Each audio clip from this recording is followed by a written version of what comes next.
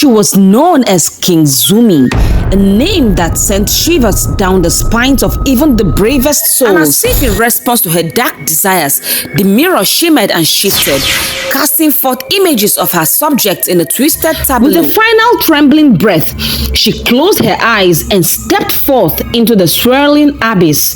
Her fate now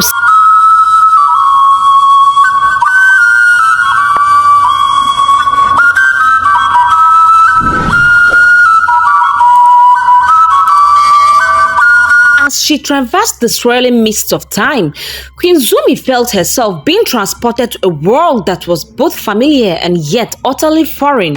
The landscape around her shifted and changed, morphing into shapes and forms that defied comprehension, as if the very fabric of reality itself was in flux. With each passing moment, Queen Zumi felt herself being propelled backwards through the annals of time.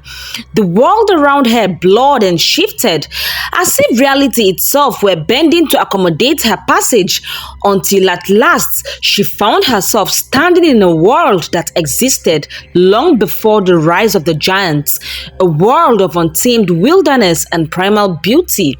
She gazed upon the ancient landscape before her, and it dawned on her that her journey had only just begun. With a sense of purpose burning in her heart, Queen Zumi set out on her quest, her eyes scanning the horizon for any sign of the woman she sought. But as she ventured deeper into the heart of the wilderness, she realized that her task would not be an easy one.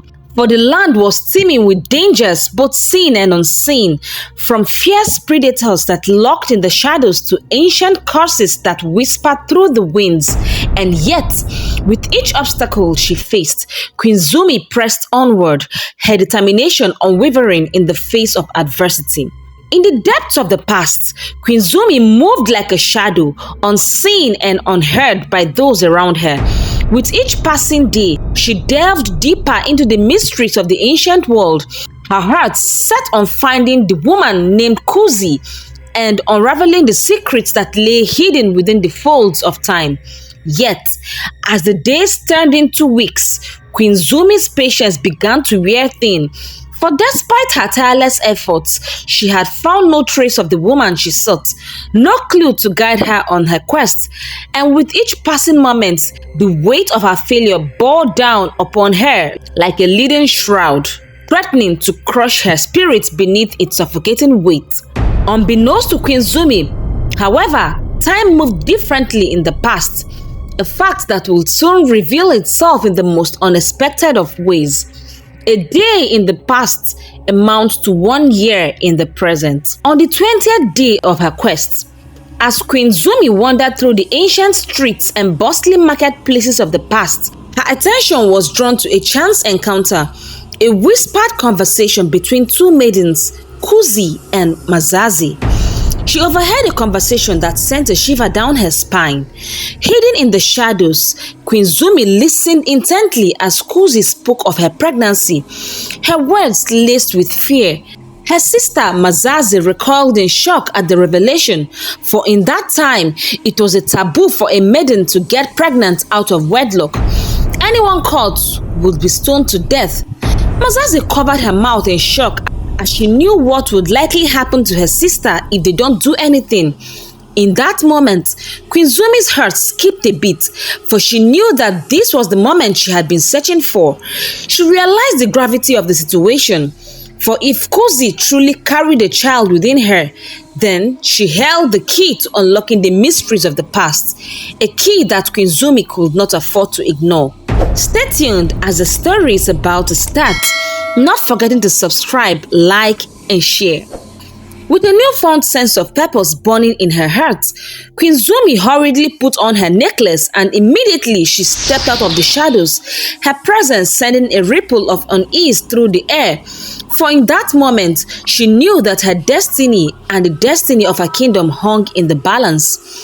As Queen Zumi emerged from the shadows, her voice rang out with a confidence that belied the gravity of the situation.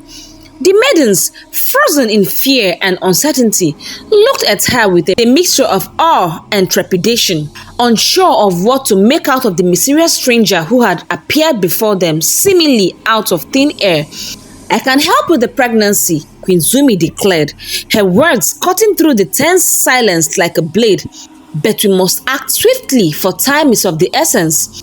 Kuzi and Mazazi exchanged wary glances, their minds racing with a whirlwind of conflicting emotions. On one hand, the thought of seeking aid from a stranger, a woman who seemed to possess powers beyond their comprehension, filled them with unease. But on the other hand, the prospect of facing the wrath of their society for Kuzi's indiscretion filled them with a bone-deep terror that threatened to consume them both. With a trembling voice, Kuzi spoke up, her words barely more than a whisper. "How do you intend to achieve this?" she asked, her eyes darting nervously between Queen Zumi and Mazazi. Queen Zumi's gaze softened as she stepped forward, her presence radiating an aura of calm and reassurance. "I have knowledge and abilities that go beyond the understanding of most," she explained gently. "I can offer you sanctuary, protection, and a chance to start anew." Mazazi's eyes widened in disbelief, her mind struggling to comprehend the enormity of what Queen Zumi was offering. But deep down, she knew that they had no other choice. If they stayed, Kuzi's life would be forfeit and her fate would be sealed. And so, with a silent nod of agreement, Mazazi and Kuzi made a decision to trust in Queen Zumi's offer of assistance. Together, they embarked on a daring escape, a journey into the unknown. Queen Zumi. Sit tight to see how the story unfolds, not forgetting to subscribe, like, and share. In the land of the giants, Ahiza, the son of Zizi, grew up witnessing the oppression and brutality inflicted upon his people. Despite being treated differently, he harbored a deep-seated fear that he too would meet the same fate as his mother, consumed by the insatiable appetite of the giants. As he matured, Ahiza's curiosity and determination to find a way to rescue his people from their plight grew stronger. One night, he sought counsel from Naza, the wise nanny who had nurtured him since childhood.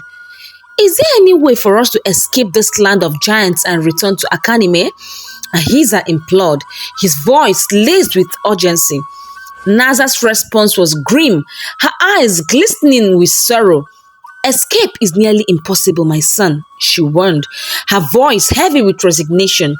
"And even if you manage to flee to Akanime, a wicked queen reigns there, one with a heart as cold as ice, who despises men, eats their manhood for power, and wields a dark magic to enforce her will." "Was that what she did to my father?" Ahiza demanded, his voice trembling with suppressed fury. Naza nodded gravely.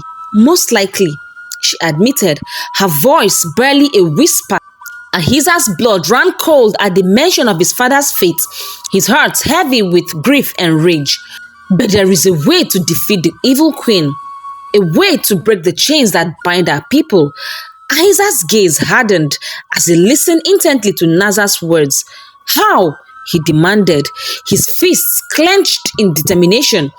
Rumors whisper of the queen's prolonged absence, with a powerful sorceress ruling in her stead. If the sorceress is eliminated and the queen's evil mirror shattered, her hold over Akanime will crumble and she may never return. Ahiza's resolve solidified like steel, his determination unyielding in the face of adversity. "I promise you, Naza," he declared, his voice ringing with conviction, "we shall reclaim our land. I will see to it, no matter the cost." But as the echoes of Ahiza's vow faded into the night, a chilling cry shattered the silence, a cry of agony and despair that pierced the darkness like a dagger to the heart. Another human about to be eaten. With a sense of urgency burning in his veins, Ahiza knew that the time for action was now. With Naza at his side, he will defy the giants, defy the queen, and defy the very forces of fate itself to reclaim his mother's land and bring hope to his people once more. The next day, Ahiza gathered 5 trusted men in the safety of his cave, their faces etched with determination and apprehension. With bated breath, they listened as Ahiza unveiled his daring plan to escape the clutches of the giants.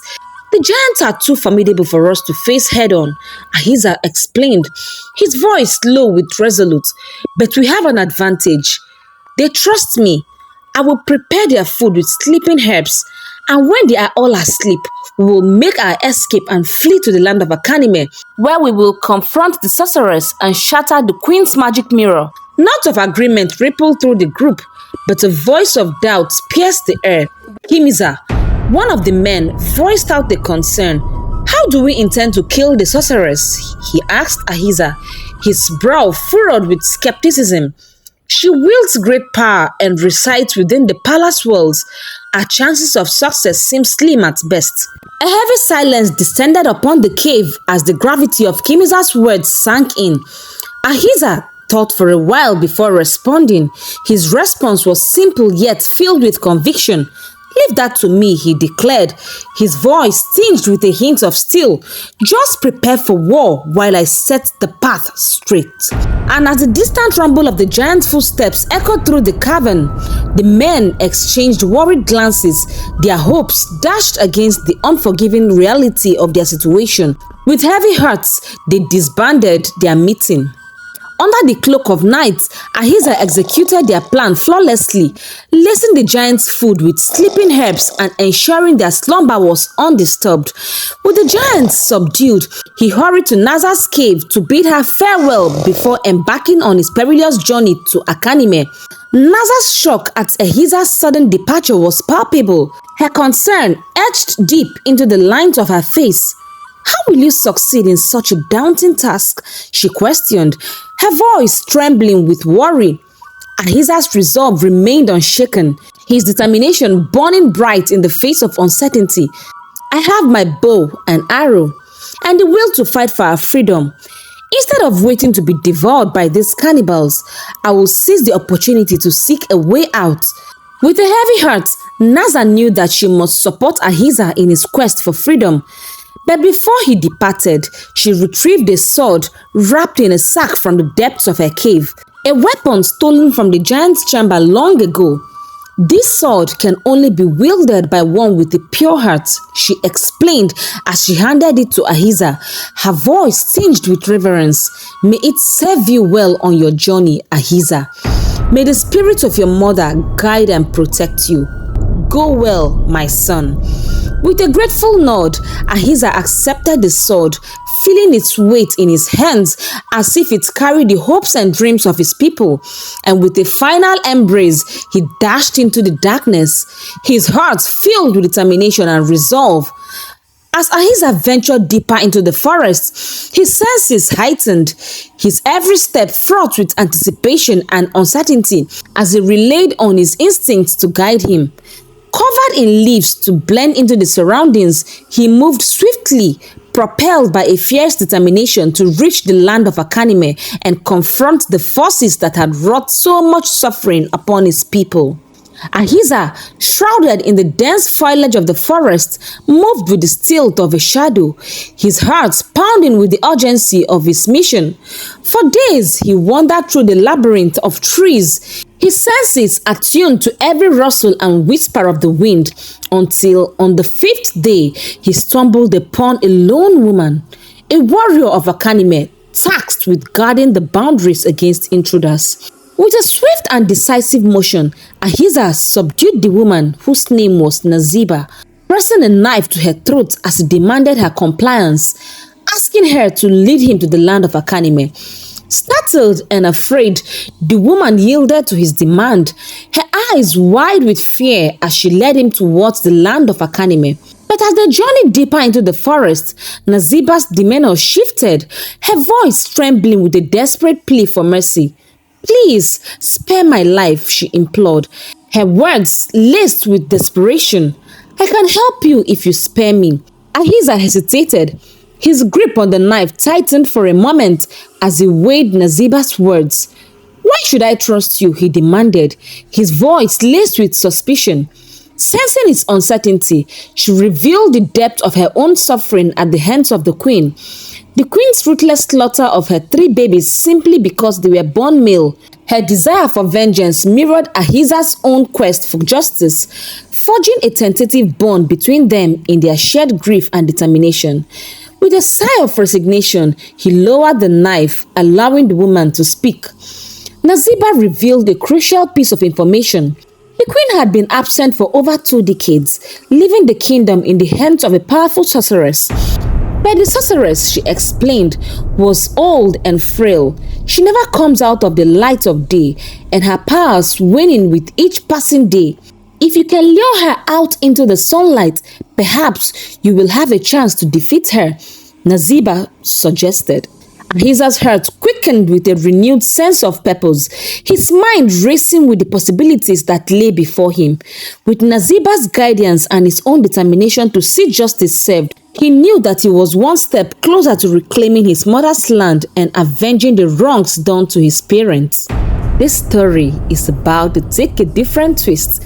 Make sure to subscribe, like, and share. In the depths of the past, as Queen Zumi led Kuzi and Mazazi through the dense forests, their hearts pounded with fear and uncertainty. Despite their desperate pleas for answers, the queen offered only cryptic assurances of salvation.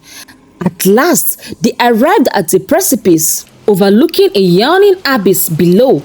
Before the terrified maidens could comprehend her true intentions, Queen Zumi callously pushed them over the edge, their screams echoing into the void as she reveled in her twisted triumph. For in the distant past, Kuzi was impregnated by a man from the cursed tribe of Giazi. It was whispered among the people that any woman carrying the seed of a Giazi man would birth giants, immortal beings of immense power and strength. These giants, born from the union of mortal women and Giazi men, were a blight upon the land, their existence shrouded in mystery and fear. They neither died nor reproduced, growing in stature and might with each passing day. But Queen Zumi, in her quest for supremacy, saw an opportunity to eliminate this threat once and for all. With a triumphant laugh, Queen Zumi knew that her nefarious deed would unleash chaos upon the land, reducing the giants to mere shadows of themselves. And with her dark mission accomplished, she prepared to return to the present, her heart filled with anticipation of the havoc she would wreak upon her return. Back in Akanime, Naziba rallied a group of women who had suffered under the tyranny of Queen Zumi. Their resolve united in support of Ahiza's quest for justice. With their backing, Ahiza devised a daring plan to confront the sorceress and bring an end to Queen Zumi's reign of terror once and for all. Venturing into the forest once more, Ahiza coated himself in garlic oil and embarked on a perilous mission to retrieve a beehive.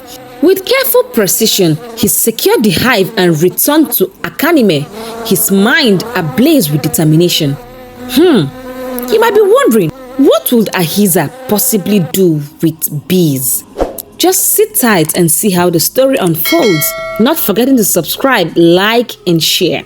In the other realm, as Queen Zumi performed the incantations with the necklace, Azuwa received the signal and readied herself to receive her. Her hands poised over the magic mirror, weaving spells of anticipation. Immediately, the portal opened, and with a smile of victory, Queen Zumi stepped into the portal. As Azuwa conducted the incantations to receive the evil queen, a sense of foreboding hung heavy in the air. Suddenly, a buzzing filled the air as chaos erupted in the palace. On hearing screams, Azuwa's eyes snapped open, only to find the whole palace overrun with bees. In panic, she fled from the swarm, unwittingly stepping out of the palace and into the bright ray of the sun. And with a loud scream of agony, Azuwa vanished into thin air. Amidst the chaos, Ahiza, still laced with garlic oil to repel the bees, stormed into the palace, guided by determination. He sought out the queen's chamber as he raced through the corridors until he finally found her chamber, where he witnessed a surge of dark energy emanating from the mirror as Queen Zumi prepared to emerge. Without hesitation, Ahiza brandished the sword he had been given and struck the mirror with all his might.